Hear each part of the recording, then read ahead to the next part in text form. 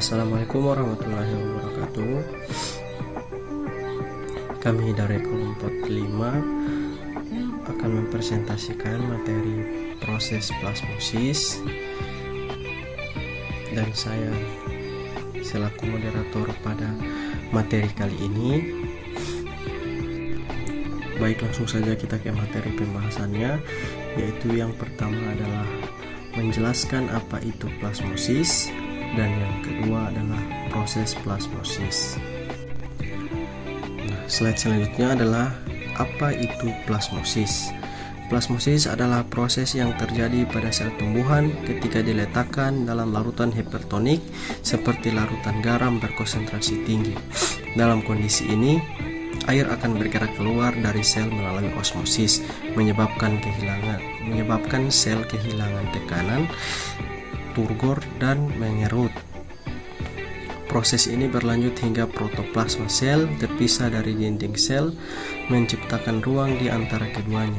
Jika kehilangan air terus berlanjut, dapat terjadi kriptosis, yaitu runtuhnya dinding sel secara keseluruhan. Baik, saya akan menjelaskan mengenai proses plasmolisis. Nah, kita lihat pada gambar pertama. Sebelum itu, gambar tersebut adalah gambar sel tumbuhan, di mana sel tumbuhan berbentuk kaku karena memiliki dinding sel. Nah, garis yang berwarna merah adalah pergerakan air, garis yang berwarna biru adalah membran plasma, dan garis yang berwarna hitam adalah dinding sel. Pada keadaan pertama, yaitu keadaan isotonik, di mana pergerakan air yang masuk dan air yang keluar itu sama. Dalam kondisi ini, bentuk sel tetap kaku karena keadaan isotonik tidak dapat memberikan dampak apapun pada sel. Nah, pada gambar kedua, kondisi luar sel yaitu hipotonis dan dalam sel hipertonis, sehingga menyebabkan air yang dari luar masuk ke dalam sel, menyebabkan yaitu terjadinya turgor, di mana sel banyak kemasukan air sehingga membran plasma akan menekan tepi dinding sel sehingga sel terlihat ingin pecah tetapi tidak bisa karena dinding sel kuat. Nah, proses ketiga, kondisi di luar sel hipertonis dan kondisi di dalam sel hipotonis. Pada keadaan ini, air yang dari dalam sel akan keluar sehingga menyebabkan terciptanya ruang di antara dinding sel dan membran plasma karena berpisahnya dinding sel dan membran plasma. Pada kondisi ini disebut dengan plasmolisis. Nah, apabila keluarnya air terus berlanjut, maka akan menyebabkan yang namanya kitorisis, yaitu runtuhnya dinding sel secara keseluruhan. Nah, pada gambar kedua dan ketiga ini melibatkan proses yang namanya osmosis, yaitu pergerakan air dari yang berkonsentrasi rendah hipotonik ke yang berkonsentrasi tinggi hipertonik. Oke, baik. Assalamualaikum warahmatullahi wabarakatuh.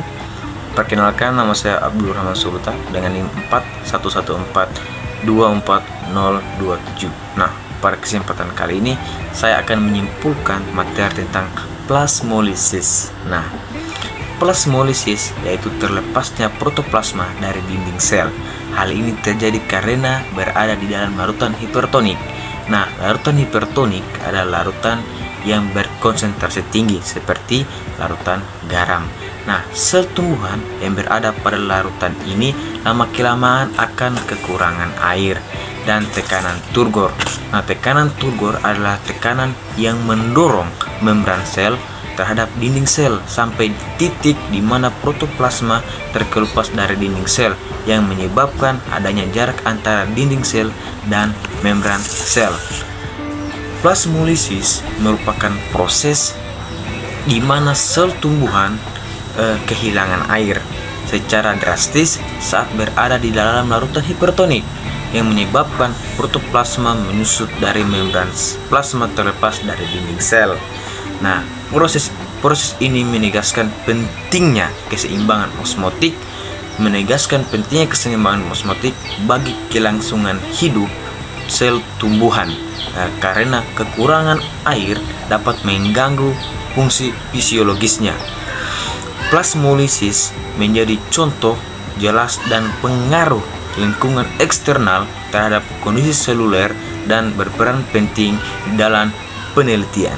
Nah, itulah kesimpulan singkat dari materi tentang plasmolisis. Nah, mohon maaf bila ada salah kata, lebih dan kurangnya saya mohon maaf. Wabillahi taufiq wal hidayah. Wassalamualaikum warahmatullahi wabarakatuh. Baik, itulah yang kami dapat presentasikan pada materi proses plasmosis kali ini. Mohon maaf bila ada salah kata maupun ucapan. Dan saya ucapkan terima kasih kepada teman-teman pemateri yang telah menjelaskan materi satu persatu serta kesimpulannya. Bila itu, wassalamualaikum warahmatullahi wabarakatuh.